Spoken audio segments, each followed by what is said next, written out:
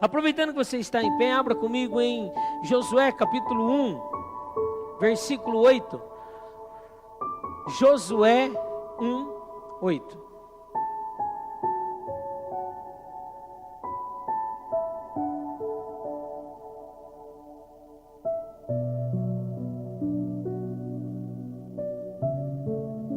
Amém?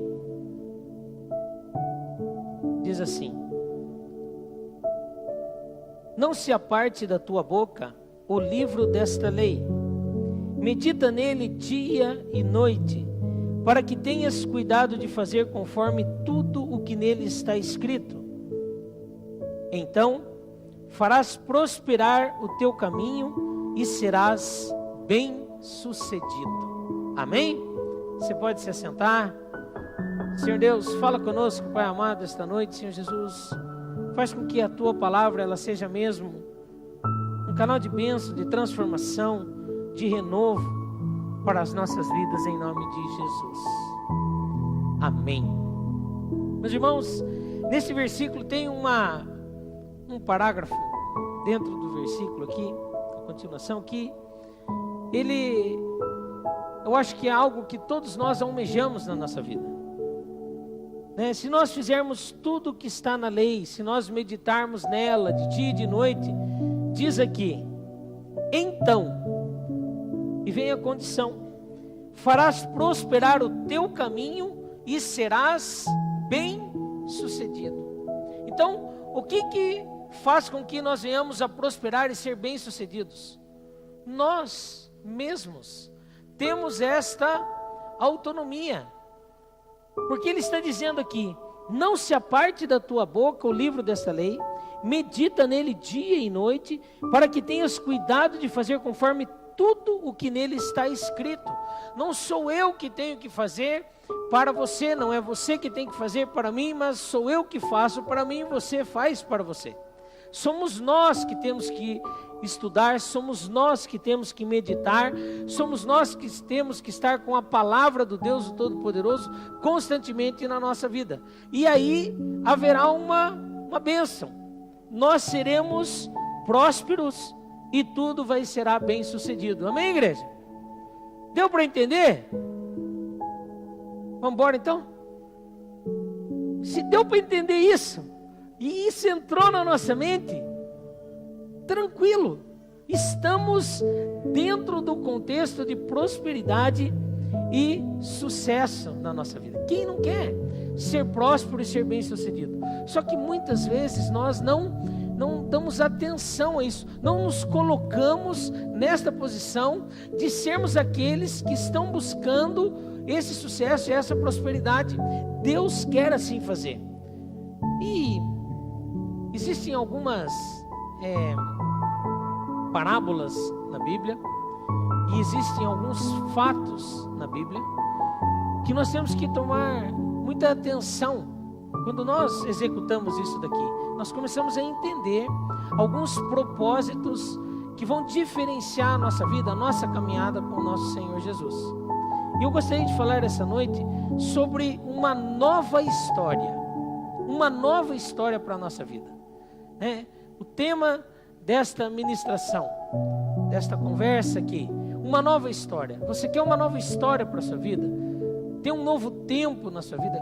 Quantos de nós estamos aí às vezes cansados das coisas que vêm acontecendo? Ou está tudo jóia? Ou você quer uma nova etapa? Você quer uma nova história na sua vida? Um novo tempo aí para você? O que você vai fazer? E se a verdade que você acredita, ela tem sido real na sua vida? Essa verdade ela é um fato concreto, ou essa verdade ela está cega? Você não consegue mais nem enxergar um futuro, um novo sonho, um novo momento na sua vida. Às vezes está tudo turvo. Você está vivendo porque você está vivendo. Aqueles sonhos que você teve outrora acabaram. O Eduardo cantou sobre isso ainda há pouco. Uma chance igual a essa talvez nós não tenhamos mais. Será que você já nem pensa mais em chance? Já está descrente de que possa haver uma grande melhora, uma mudança na sua vida? A verdade que você diz de si mesmo. É essa situação que você está vivendo? Você já parou para pensar nisso? É essa aí a verdade? É a verdade que você disse para outras pessoas. É a situação que você está vivendo? É assim que nós estamos vivendo? A verdade que você se convenceu a si mesmo é a sua história. Vamos entender isso. Abra comigo no Evangelho de João, capítulo 5. Evangelho de João, capítulo 5, fala exatamente sobre isso. Quando você conta a sua história para alguém, esse alguém tem a mesma história com você? É uma história de vitória ou é uma história de fracasso? É uma história de alguém que vai avante ou uma história de quem está parado, estagnado? O que tem dentro de você? A sua história está justificando a sua situação atual? A sua história que você conta justifica exatamente qual a sua condição hoje? Muitas vezes nós falamos de história, eu costumo brincar não, até eu falo sério. Conte a bênção, irmão. Há anos eu venho falando isso. E se você fizer uma experiência para as pessoas, você vai levar um susto. Porque nós temos a seguinte história na nossa vida. Se você chegar para uma pessoa e falar assim, daí, não chove, não, pois é, não chove, que loucura, tá tudo seco, é poeira. Nossa, tá chovendo demais, que loucura, que horror, tá chovendo demais. Nossa, se você fala para a pessoa assim, meu Deus, o Brasil está indo de mal a pior, e vai, e a política, a negatividade, ela aumenta. E se você falar para uma pessoa, você tem algum problema? Nossa, a pessoa bascula um caminhão de problema na sua vida. E nós temos histórias sempre com um maior teor de negatividade. Agora, se você pergunta para uma pessoa, é incrível que pareça, eu até desafio você a fazer essa experiência. Você perguntar, olhar dentro dos olhos da pessoa e falar para ela assim, conte a bênção, irmão. As pessoas não sabem falar de bênção, trava, porque nós estamos acostumados a falar de desgraça. Desgraça nós falamos. Se você olhar para o lado e falar assim, e daí tem muita luta? Se tem luta. E começa a falar das lutas. E começa a quantificar a conta das suas e de mais de uns 3, 4. É só nós olharmos o jornal. O jornal fala de bênção. Os jornais falam de problemas. Assalto, acidente, né? Teve um tempo que eu trabalhei no jornal, né? E a coisa que mais vende no jornal, na folha, quando você põe na capa do jornal, é desgraça, acidentes. A segunda coisa é futebol. E a terceira coisa é uma mulher seminua.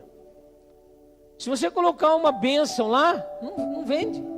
A desgraça atrai as pessoas. E se você perguntar para uma pessoa, conte a bênção, meu irmão, para mim, a pessoa trava, ela não consegue falar uma bênção sequer. Estou vivo. Né? Nós esquecemos das bênçãos que nós temos. E nós temos muitas delas. Né? Você quer ver uma bênção? Faz um favor para mim, hein? Aqui está aceso aqui na frente.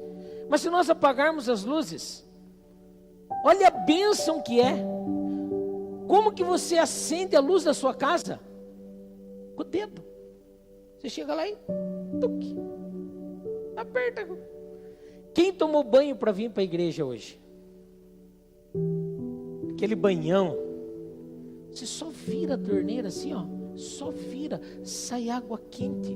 Você não tem que pegar água no riacho, esquentar, pegar lenha, se a lenha estiver molhada, assoprar. Nós esquecemos das bênçãos.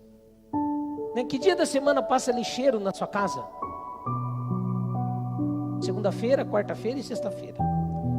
Ou se não é terça-feira, quinta-feira e sábado. Você já pensou se ele não passa? Você vai acumulando o seu lixo. Você fala, pelo amor de Deus, esse lixo que ninguém pega, é seu o lixo. Mas é uma bênção, nós esquecemos.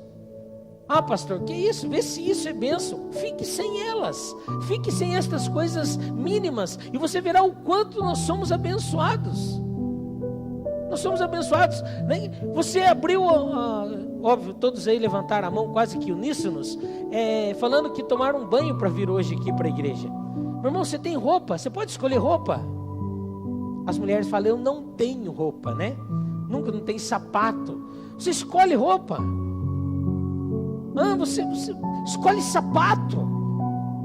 Nós temos opções variadas. Nós temos bênção. Mas só que nós contamos a nossa história apenas do lado negativo. Tudo para nós é ruim, está aquém. Nós nunca conseguimos. Nós olhamos sempre a nossa história do lado negativo. Olha aqui o paralítico no tanque de Betesda. 38 anos lá parado. Ele estava parado lá por causa da história que ele contou. Ele acreditava na história dele, por medo muitas vezes, como nós fomos ministrados aqui, inclusive pelo pastor Francisco. Meus irmãos, 38 anos, Jesus chega para ele e fala assim, Jesus vendo-o deitado e sabendo que estava nesse estado havia muito tempo, disse-lhe, quer ser curado? Hoje o nosso Senhor Jesus Cristo está olhando para nós e está falando assim, tem uma nova história para você, você quer ser curado? Muita dor que eu tenho, não sei se Deus vai conseguir fazer isso, eu não acredito. Então fique assim. Deus está falando, você quer ser curado? Qual que foi a resposta do paralítico que estava 38? Respondeu o enfermo, Senhor, não tenho ninguém que me ponha no tanque quando a água é agitada. Enquanto estou tentando entrar, desce outro antes de mim. Eu nunca consigo nada nessa vida. Sempre tem alguém que consegue mais do que eu. Eu já vim nessa igreja aqui, eu já estou aqui há não sei quantos anos, e chegou alguém agora antes de mim, e já está na frente. Você é um paralítico, meu irmão, que está parado e por medo não se joga na água como deveria. É assim a nossa história. Nós sempre estamos aquém, nos fazendo de vítima da situação a qual nós mesmos formamos. Aquele paralítico não estava acreditando nele. A paralisia não era o problema principal da vida daquele paralítico, mas sim o medo de entrar na água. Porque ele era paralítico, como diz o pastor Francisco, vai que eu me jogo lá e o anjo não cura, e daí eu morro. Eu quero ir na igreja, eu quero Deus, mas eu não quero me entregar para Deus, porque daí o que vai acontecer? Muitas vezes eu já ouvi pessoas falando assim, não, eu não vou para a igreja porque tem que mudar, então eu tenho que deixar determinados tipos de coisa. Ou a seguinte pergunta, pastor, eu gostei lá da igreja, mas o que não pode ir lá na igreja? O que não pode ir lá? Não pode andar pelado, mas aqui, na rua, no clube, em qualquer lugar. Coisas que são fora do propósito, não pode, fora da palavra, não pode. Mas nós temos medo de abrir mão daquilo que requer de nós o quê? Mudança. Eu não quero tomar uma atitude. Eu não quero deixar aquilo que eu estou agarrado, e tem números 1000. A pessoa que bebe, por exemplo, ele nunca bebe, ele bebe socialmente. A pessoa que fuma, ele fuma só um pouquinho, mas ele fala assim, na hora que eu quiser eu deixo, mas nunca deixa. Sabe por quê? Porque é um paralítico, está como esse homem, tem medo de mudar. Agora Deus hoje, Ele está fazendo uma proposta para você, para mim e para nós. Ele está falando o seguinte, meu irmão, escuta aqui, eu quero fazer uma nova história para você. Tem um novo tempo na sua vida, tem algo extraordinário para você. Você não pode ficar igual como você está. Deus quer transformar a sua vida. Chega de 38 anos, parado, paralisado. Tem um novo tempo para a nossa vida. Eu acho muito legal essa passagem. Jesus vai lá e pergunta para ele: o que você quer? Ele começa a se explicar. Deus está perguntando para nós hoje: o que você quer mudar na sua vida? Que você não consegue. Pense aí. Pense. E agora Deus está fazendo a seguinte pergunta: o que você quer fazer com isso?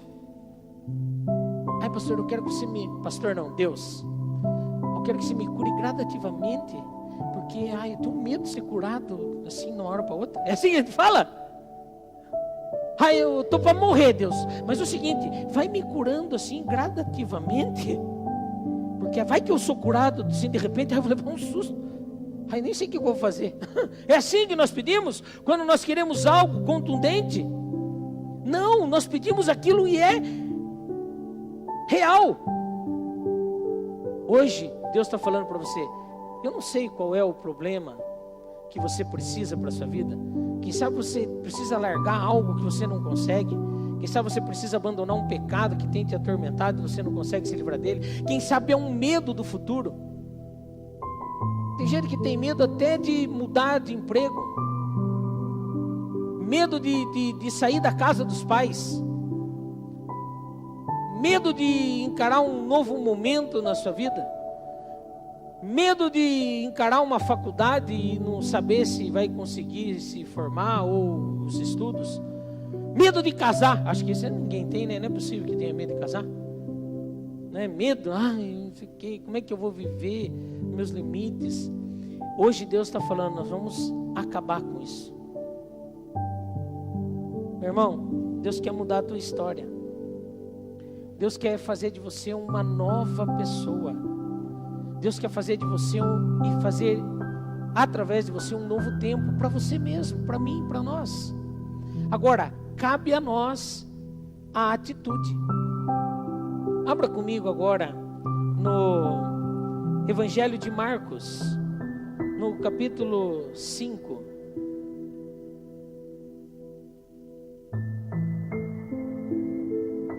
Nós temos, meus irmãos, histórias que nós mesmos fazemos e cabe a nós consertarmos. Cutuque alguém aí do seu lado e fala assim: eu vou fazer uma nova história.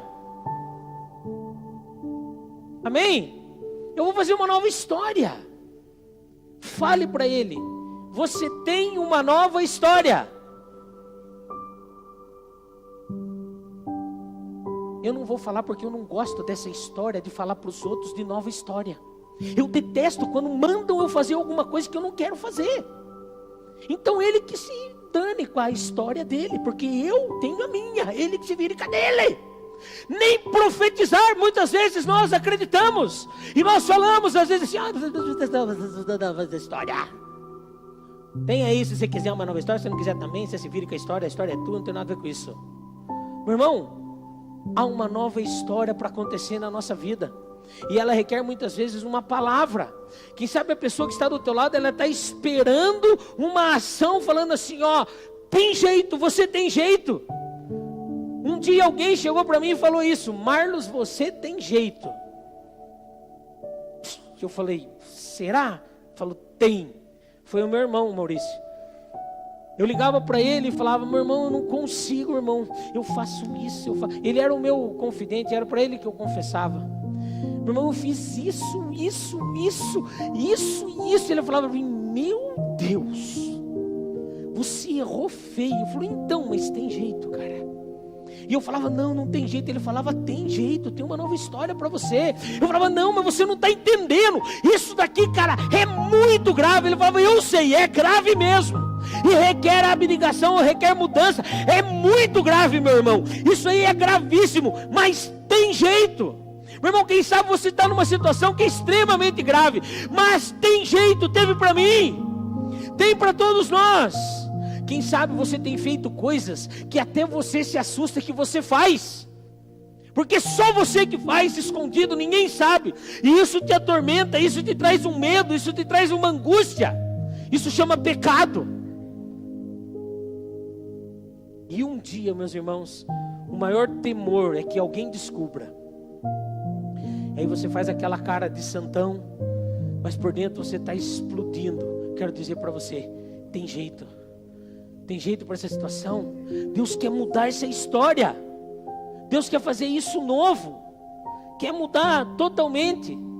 E hoje eu vou bater o recorde da pregação, porque eu quero orar. Mas você acha que menos de meia hora? Olha essa história aqui que nós vamos ler agora. Este fato. A história da mulher de fluxo de sangue.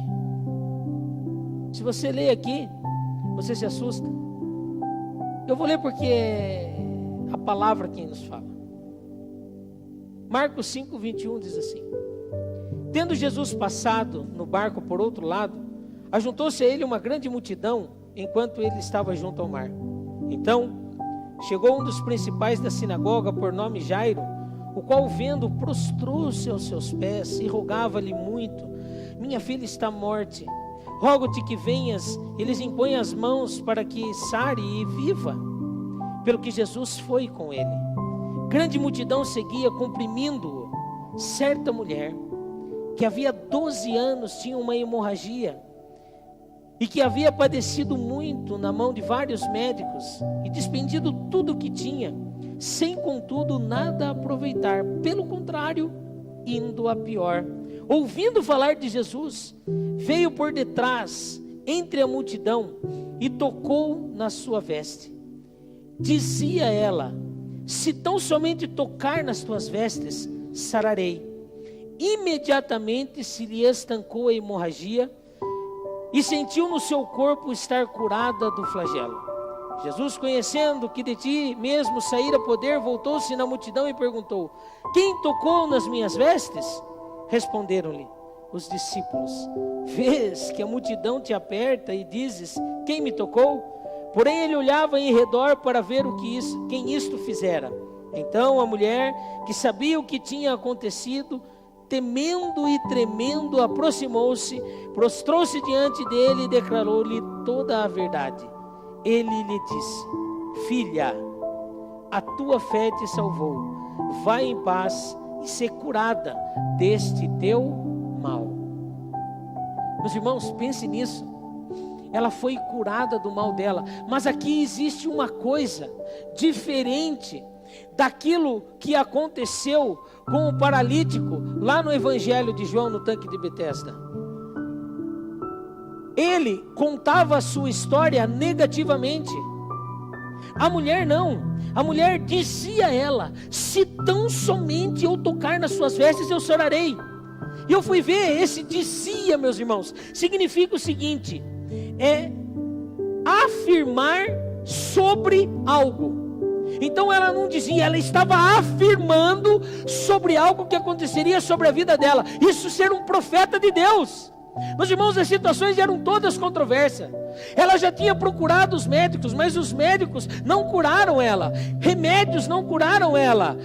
Ela procurou todo tipo de ajuda e nada resolveu. Inclusive a religião dizia que ela era imunda. Se nós lermos Levítico capítulo 15, em que fala sobre as leis daqueles que estavam em tempo de fluxo, tanto o homem quanto a mulher, eles eram considerados imundos, e a pessoa que tocasse também era imunda. E ela fazia 12 anos, e nem a religião conseguia livrá-la do seu mal. Você já pensou nisso? E ela sabia, ela tinha certeza de que se ela saísse numa multidão e as pessoas vissem ela e reconhecessem ela, enquanto ela estava tocando em todo mundo, todos ali seriam imundos, e todos iriam gritar como era a lei: imunda, imunda, assim como era para uma pessoa leprosa. Evangelho de Mateus fala sobre isso. Evangelho de Marcos fala sobre isso, Evangelho de Lucas também fala sobre isso. Mas no Evangelho de Mateus capítulo 8 nós temos a história também daquele leproso, que quando ele vê Jesus passando, ele faz a mesma pergunta: Senhor, se tu quiseres, pode me limpar? Jesus olha para ele: se eu quero ser limpo, toca nele e o limpa. Aqui as histórias, elas são contadas no Evangelho de Mateus, no Evangelho de Marcos e no Evangelho de Lucas.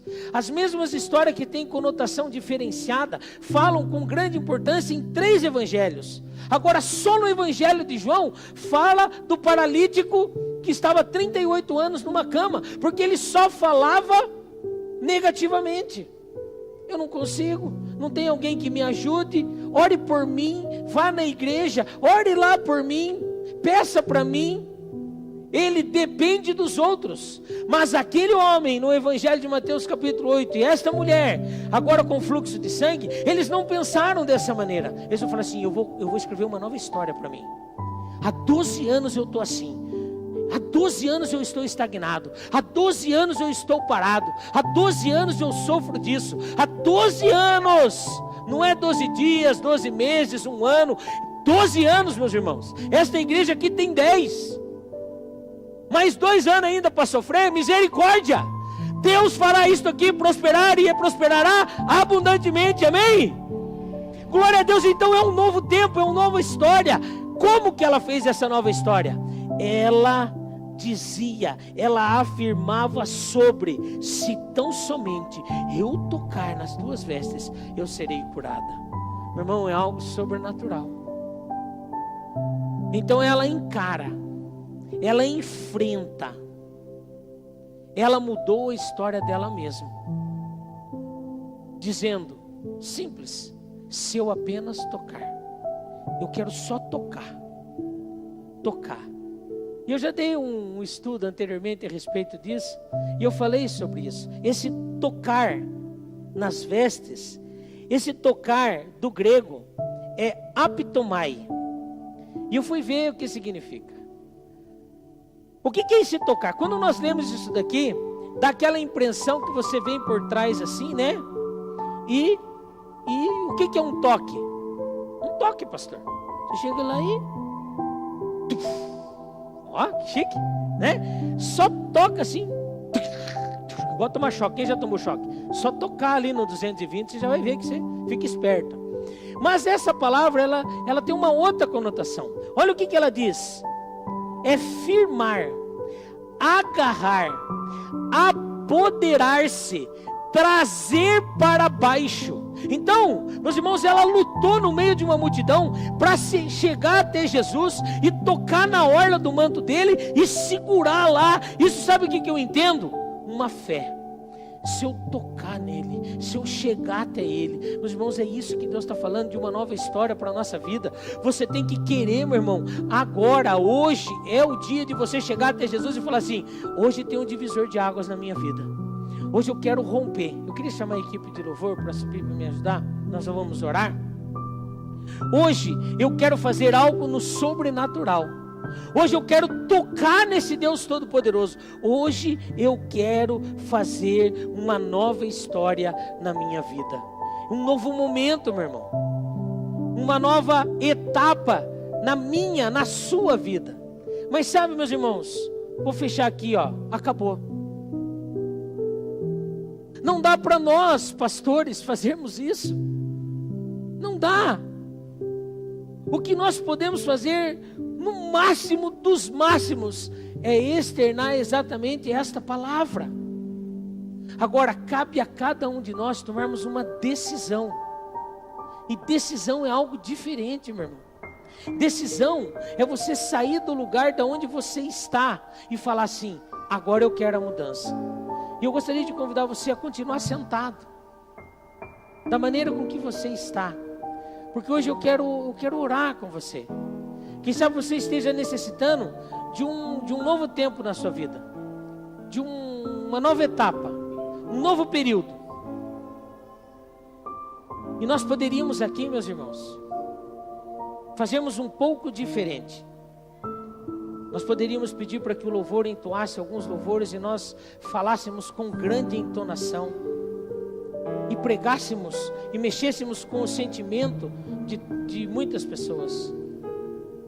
Trabalhássemos um pouco com a ferida da alma de algumas pessoas, falando de alguns problemas inerentes e que quase todos nós, dentro de um contexto de grupo, podemos ter. Nós poderíamos, meus irmãos, levantarmos uma euforia tal e fazer com que esse estado emocional nosso pudesse fazer com que nós tomássemos atitude por impulso. Mas sabe o que eu gostaria muito, meu irmão, que acontecesse essa noite? Que como agora, ouvindo quase que só os ventiladores tocando, nós parássemos e pensássemos que Deus é um Deus poderoso e Ele pode fazer muito mais do que nós pedimos ou pensamos. E Ele tem algo no sobrenatural para fazer na nossa vida. Será que a pergunta do Senhor Jesus, quando Ele chegou para o paralítico, ela foi envolta a grande holofote e movida de grande emoção? Ou Ele chegou lá no ouvido daquele paralítico, bem pertinho dele, sem que as pessoas ouvissem, e falasse para ele, estava só próximo os seus discípulos, falou assim: o que queres que eu te faça? O que você quer que eu te faça? Quer ser curado? E a resposta dele foi uma explicação que não era aquilo que o Senhor Jesus esperava. Hoje Ele está fazendo a mesma pergunta para nós. Da maneira com que você está sentado aí, tentando acalmar a maneira com que eu estou falando, sem colocar nenhum tipo de entonação na voz ou mudança de pregação. É como se Jesus estivesse agora perguntando para você: o que você quer que eu te faça? Será que a entonação vai mudar a nossa decisão? Será que a nossa necessidade ela é apenas movida mediante a um momento de euforia? Eu preciso disso, Deus, para me tomar a minha decisão? Será que nós, como aquela mulher de fluxo de sangue, não estamos cansados da mesmice da nossa vida e nós precisamos ser como ela e tomar uma decisão, falar: é hoje, hoje eu quero a minha bênção. E tem um Jesus passando aí, Jesus está aqui hoje e Ele está falando assim: ó, hoje tem a oportunidade, se apenas eu tocar na orla das suas vestes. Ou aquele homem que sabia que Jesus estava passando, Jesus está aqui, meu irmão, não perca a oportunidade. Ele vai de encontro ao Senhor Jesus e ele era leproso. Naquele tempo, é a mesma coisa que nós falássemos isso para uma pessoa hoje que tem o vírus da AIDS, tem um câncer em fase terminal.